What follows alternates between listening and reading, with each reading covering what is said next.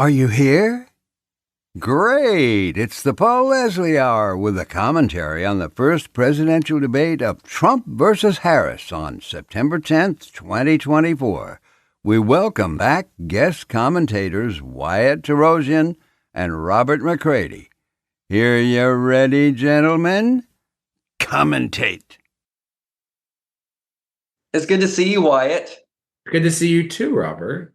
It's good to see you, Paul Leslie. Good to see all of you. We're bringing back Wyatt and Robert, and for everybody out there, we are in all different places. I'm currently in Eastern Europe. Robert, you're not far off the east coast of America. And Wyatt, you're not far off the west coast of America. But we have this in common. We all just watched the presidential debate of Kamala Harris versus Donald Trump. We watched from our various time zones, and here we are. We're just going to spend a few minutes and weigh in. And so with that, my first question, what are your immediate thoughts? And we will start with Wyatt. Well, as someone who did debate in high school and was good at it, I know that sounds like a Trumpian statement, but I have the award. I've never heard of or participated in a 1 versus 3 debate.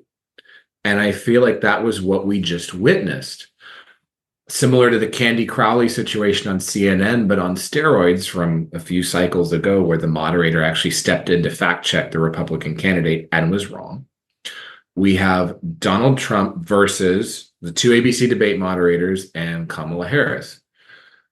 I'm a little bit flabbergasted, but I guess not surprised that that was the tone of the debate.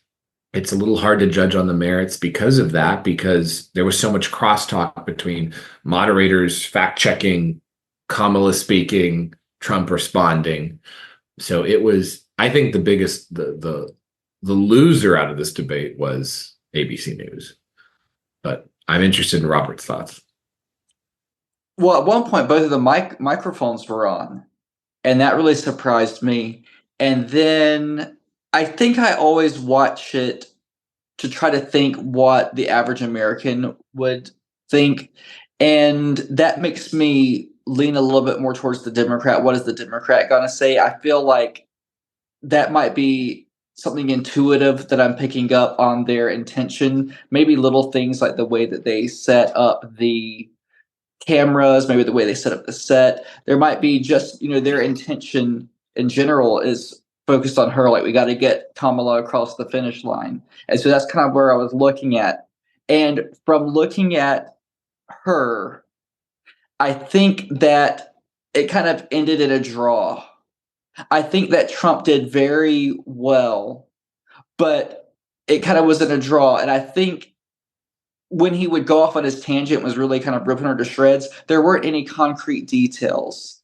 There weren't any sensory details. It kind of became it. And then they did the thing, and you can just ask them about the thing and look it up, which the passion was good, but there wasn't anything there. What was it like in Romania? Well, I woke up after taking a little nap to watch this. So it was pretty jarring to get out of a warm bed and be pulled into the world of ABC News. I definitely share Wyatt's observation that it was more like a 3-on-1 debate than a debate between two presidential candidates. They seemed almost desperate, was the kind of observation that I had. It almost seemed like they just were doing anything possible. It wasn't the most entertaining of debates. Now, again, maybe I'm tired still, but it didn't seem like it was quite as juicy as, for example, we have previously reviewed the Biden versus Trump debate. Seems like it was years ago for some reason. Would you all agree that it just didn't seem like it was quite as entertaining as the other one? Yes, I think it was the worst combination of boring and angering. It at times the only levity was Trump got a few lines in. His flipping the script, his Uno reverse card on the "I'm speaking" line that Kamala was supposed to be delivered was a moment of levity. I wish there was more of that throughout the debate. I didn't enjoy watching it or listening to it. I had it on the other room while I was doing other work. In the way that I enjoyed the previous one or other debates in the past, it felt like work. It felt like work as an audience member. I'm sure it felt like work as a moderator. I mean, obviously they stepped in. The candidates looked like they were not enjoying themselves. None of this seemed enjoyable for anybody. I think everybody is worse off as a result of this debate happening. I would agree with you, Wyatt, on that. Because of the way I was watching it, like just trying to think of the average person, maybe that was the wrong way. Maybe I should just thought, what do I want to see in TV? I kind of thought, I think this isn't any good. And then I thought, maybe I'm just being too hard on it. And yeah, I don't think there seemed to be a different anticipation for the last debate. Maybe we're just, all worn out. And then, of course, I was looking at social media while this was happening, and there was a lot of people just I hate both of these people posts, and I hate those because I feel like I see them too much. And I don't know. There was only one thing that I thought was kind of funny, and I don't remember which one it was. It was after the "I'm speaking" line. He said something, and it might have just been his description of something. But Trump said so. Maybe the dogs, or I'm not sure what it was, but I was like, that's kind of funny. But that was about all it was. I was looking at Kamala's expressions a little bit, and I thought that she did not look good. I was trying to imagine what Scott Adams would say about him. I thought that she didn't look good, but then I saw other people on Twitter that liked her facial expressions. They're kind of memeing them, but maybe those are paid influencers memeing them. What did y'all think of her, the way she was like posing like this? That was a very rehearsed move because I think that as the staff probably said, you're going to have a facial response to how he's speaking. And so it's a, come at it, pretend you're a prosecutor listening to the defense. And there's an obvious condescension in that's by design. I thought it was a little bit thin at best. It seemed like something they would have told Hillary to do in previous debates. In fact, this was like the fourth Trump versus Hillary debate. It felt like, but the worst of the four. Yeah, I feel the same about the her doing like this and her facial expressions. I'm very curious to know what Scott Adams is going to say about that. I know that people tend to not like it when people touch their face when talking. People do it because there's something. It shows that they're insecure about something. It's a way of hiding at times. It didn't seem like it was something that worked to her advantage to do that. And that's kind of my next question. Would you say that the debate overall was more helpful to Kamala Harris or more helpful to Donald Trump? We'll start with Robert this time. I think it's a draw. I think that it is a draw. I'm kind of curious to see what the numbers will do. Maybe they'll do the polls to make it look like Kamala really won so they can rig it. They might. I can see the news saying, oh, wow, she really knocked it out of the park. She needed to do bat 100, and she did. And now, oh, look at the polls. They're going up, and then they can just rig it that way. That seems like something that they would do. But I think the reality, it was kind of a draw. But I don't think that Trump did that bad. I just think that, when he was debating all the Republicans in 2015, it was great TV. It was funny. It was fun. And then I think when he was debating Hillary, it went down just a little notch how much fun it was. It was just like, Wyatt said, it had, he had that one line, you'd be in jail. But they just weren't as good as the Republican debates because he had too much tension. And I think this just had just tons of tension. I don't know how they accomplished it, or I don't know if it's just a psychological thing that he felt the tension, but it didn't feel like his ET interview about Rosie O'Donnell. I think that's a good point. I mean, you want to appear like a happy warrior in any of these situations. And I think you have, between the two of them, neither looked like they were having a very good time. I think in the takeaway from this debate, I think Kamala gets her sound bites for ads in swing states. I think Trump gets his narrative, a true one, that he's being teamed up on by her and the mainstream media, and everybody kind of walks away in an angry draw.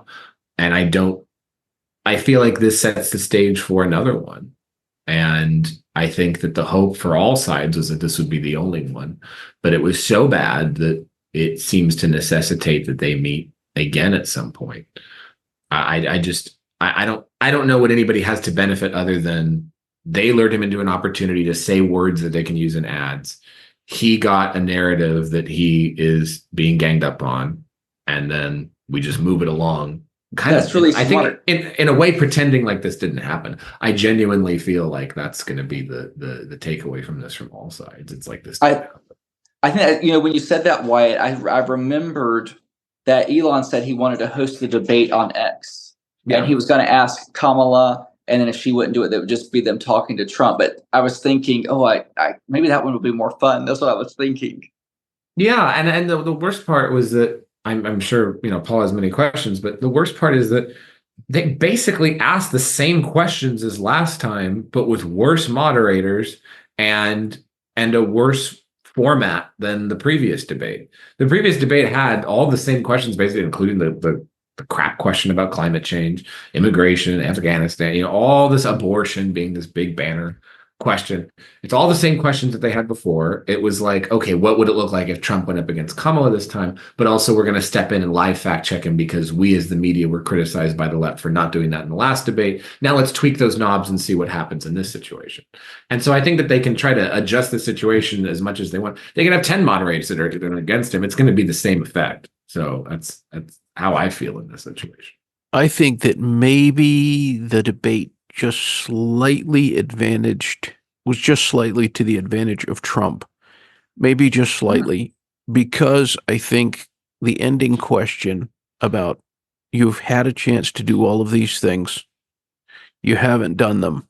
I think him winning I think that was a coin toss that he would get the last word. Perhaps that we're talking about a fraction of a 0.1%, in that for all intents and purposes, this was a draw. I think it was a draw for the most part. As has been said by so many people, the decision has been made by virtually everybody. There's nobody right now who's not sure about how they're going to vote. But with that, any closing statements from you guys? I'll say that I noticed Kamala doing that hand thing when I think they do their finger and their thumb like this. She was doing that. I noticed that a lot.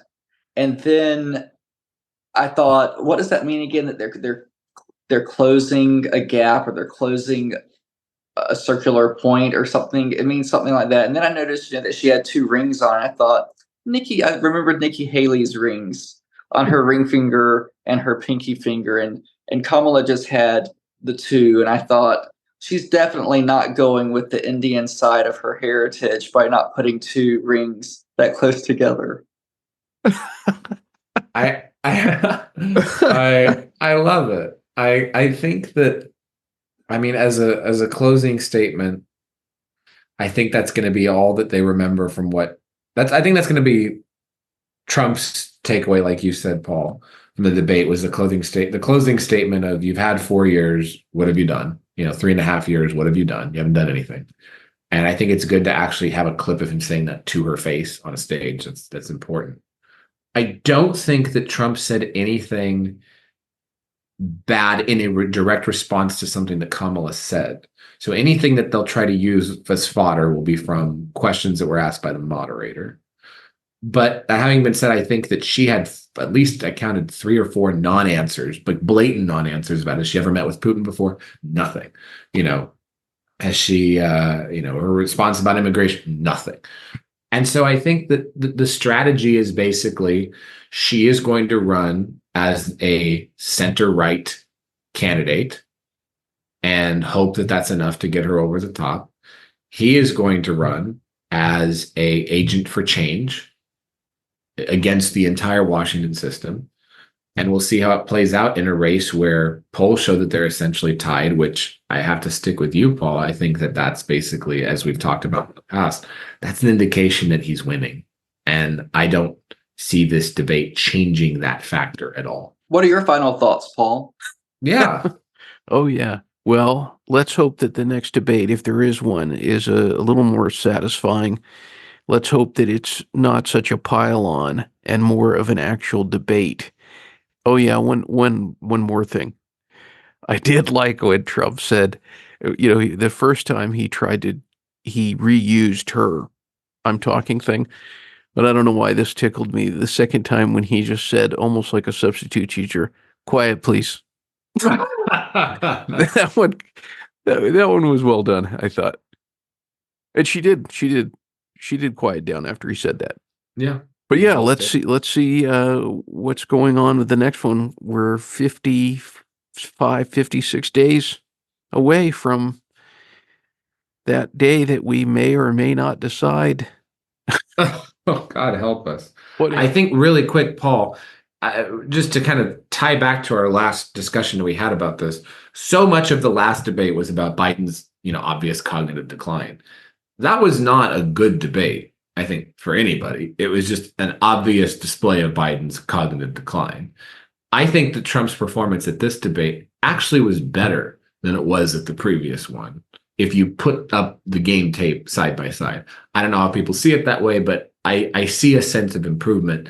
People complain that he took a lot of the bait as far as what Kamala said, but he looked like he wasn't afraid to answer anything. And I think that was a good thing. So if and when there is a third one, we'll see how that plays out.